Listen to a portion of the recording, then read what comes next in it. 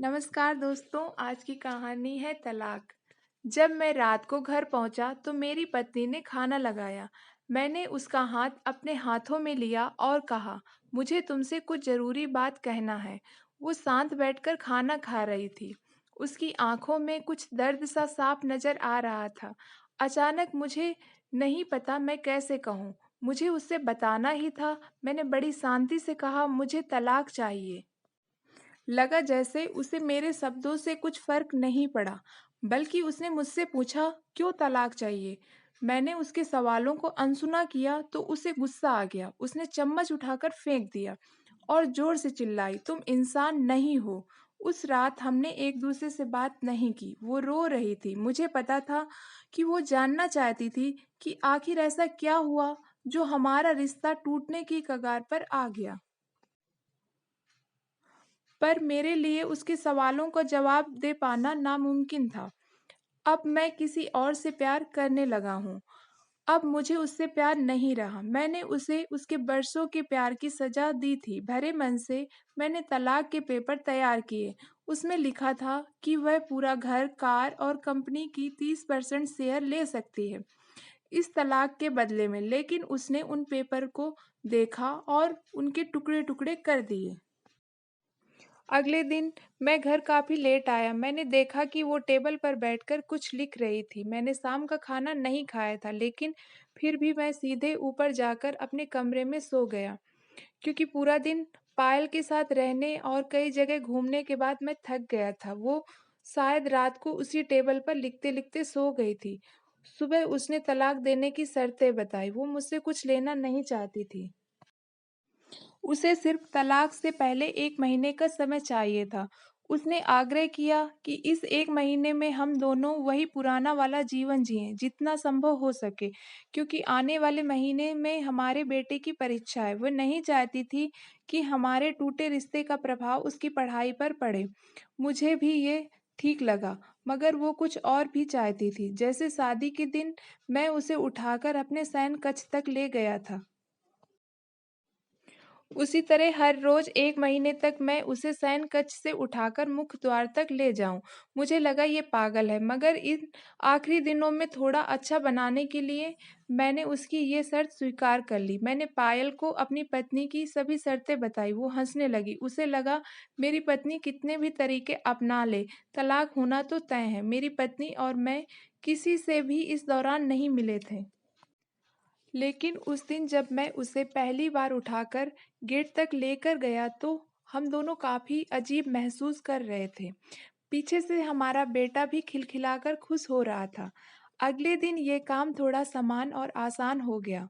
वह मेरे सीने से लगी थी और मैं उसकी खुशबू महसूस कर रहा था। ऐसा लगा जैसे कई दिन बाद मुझे ये खुशबू मिल रही है, या फिर कई दिनों से मैंने उसके होने का महसूस नहीं किया था।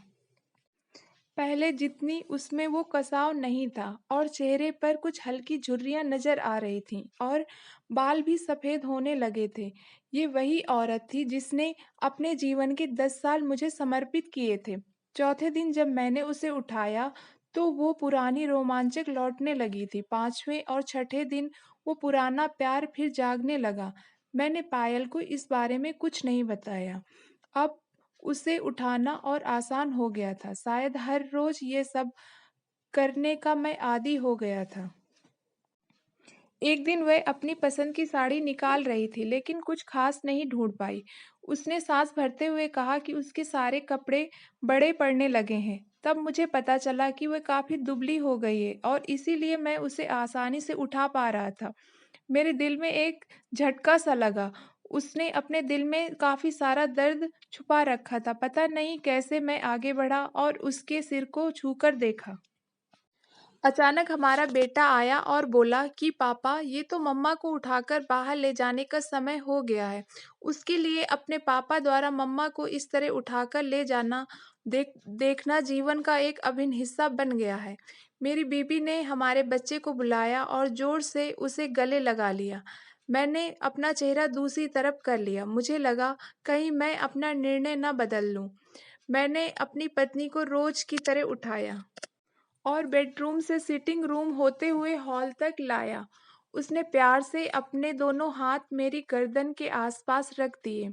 मैंने उसे ज़ोर से पकड़ रखा था, बिल्कुल हमारे सुहाग रात की तरह। मगर उसका इतना कम वज़न मुझे परेशान कर रहा था।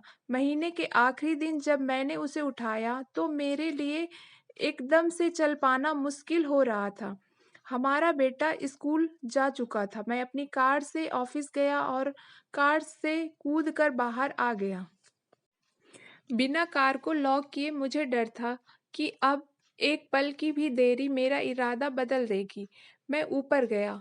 पायल ने दरवाज़ा खोला और मैंने उससे कहा, सॉरी पायल, अब मैं अपनी पत्नी से तलाक नहीं लेना चाहता। उसने मुझे देखा और मेरे सिर पर हाथ फेर कर कहा, तुम्हें बुखार तो नहीं है? मैंने उसका हाथ हटाया और कहा, सॉरी पायल, अब मुझे अपनी पत्नी से तलाक नहीं चाहिए। उस दिन से जीवन के आखिरी दिन तक मुझे उसका साथ निभाना है। पायल के होश उड़ गए। उसने मुझे एक जोरदार चांटा जड़ दिया मेरे मुंह पर। वह रोने लगी और दरवाजा अंदर से बंद कर लिया। मैं सीढ़ियों से नीचे उतरा और आकर अपने कार में बैठ गया।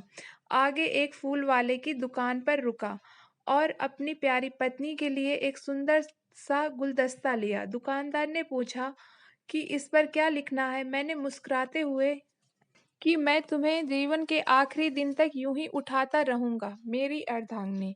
उस शाम जब मैं घर आया, हाथों में गुलदस्ता लिए, मेरे चेहरे पर एक मुस्कान थी। मैं ऊपर अपने कमरे की तरफ भागकर गया, लेकिन तब तक वो मुझे छोड़कर इस दुनिया से जा चुकी थी, हमेशा के लिए।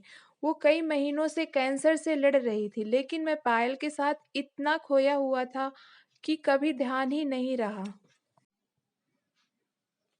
उसे पता था वह जल्दी ही मुझे छोड़कर जाने वाली है, इसीलिए वह मुझे और मेरे बेटे के रिश्ते को टूटने से बचाना चाहती थी। मैं नीच उसे तलाक लेना चाहता था, लेकिन फिर भी उसने मुझे अपने बच्चे की नज़रों में एक प्यारा पति और पिता बना दिया।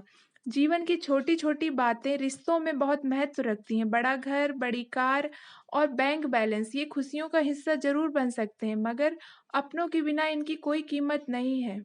दोस्तों, आपको कहानी पसंद आई हो तो लाइक करिए और सब्सक्राइब करिए।